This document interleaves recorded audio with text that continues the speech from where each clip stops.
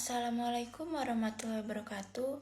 Perkenalkan, nama saya Fidela Caroline dari kelas manajemen 23A dengan NPM 2341198. Di sini saya akan memaparkan materi tentang neraca saldo dari mata kuliah pengantar akuntansi. Neraca saldo adalah kegiatan pencatatan pada setiap transaksi perusahaan yang meliputi laporan penjualan, biaya, hutang, piutang, dan lain sebagainya. Ini berarti bahwa dalam setiap neraca saldo menyajikan total untuk setiap akun aset, kewajiban, ekuitas, pendapatan, beban, keuntungan, dan kerugian. Pada dasarnya, neraca saldo merupakan lembar kerja manual atau otomatis oleh sistem akuntansi yang mencantumkan semua akun buku besar pada periode akuntansi. Neraca saldo harus seimbang antara debit dan kreditnya, dan bila tidak seimbang, maka pertanda adanya kesalahan pencatatan jurnal. Penyebabnya bisa karena salah menghitung saldo akun, salah menempatkan akun kredit dan debit, serta lainnya. Benefits: you can use the trial balance as the basis for the company's financial reports. Making this working paper can make it easier to prepare balance sheets, adjustment journals, and profit and loss accounts. Another benefit is helping in the process of checking company finance. The balance sheet is considered correct if the total figures in the debit and credit columns are balanced or the same amount. Fungsi neraca saldo. Neraca saldo dijalankan sebagai bagian dari proses penutupan akhir bulan. Laporan ini terutama digunakan untuk memastikan bahwa total semua debit sama dengan total semua kredit. Fungsi dari neraca saldo adalah memastikan bahwa tidak ada entry jurnal yang tidak seimbang dalam sistem akuntansi yang tidak memungkinkan untuk menghasilkan laporan keuangan yang akurat.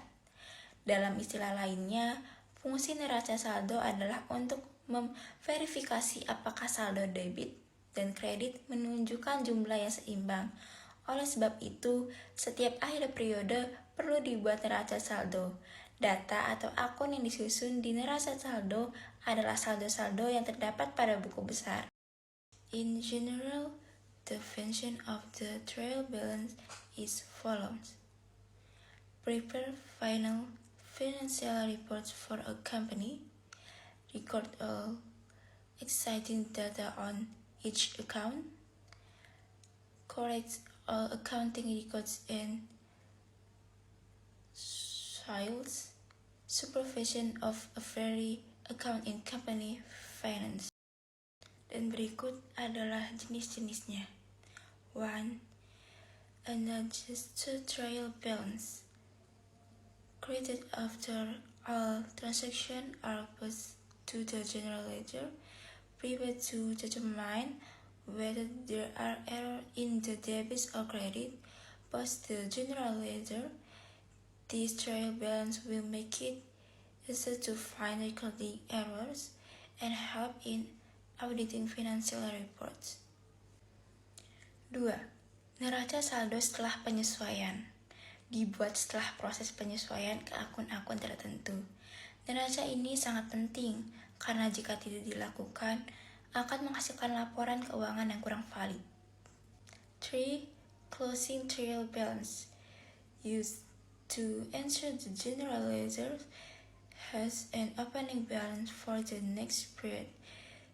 This balance sheet is the final step in an accounting period. After that, closing journal entries are entered.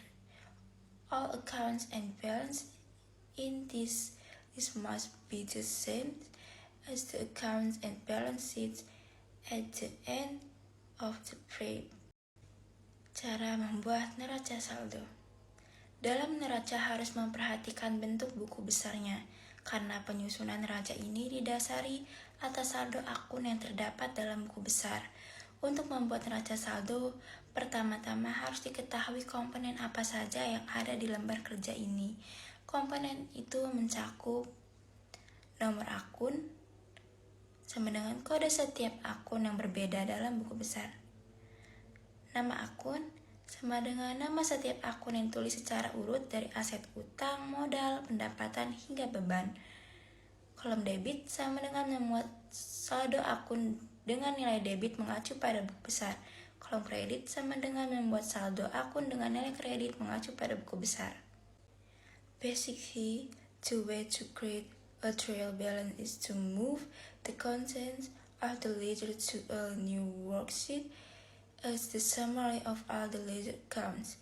The steps of preparing a trial balance generally include: calculate each general ledger account balance, record debits or credits in the trial balance, add up the total debits and credit in its columns, checks whether the number in the debit columns are the same as those in the credit columns. Dan ini adalah contoh tabel dari neraca saldo.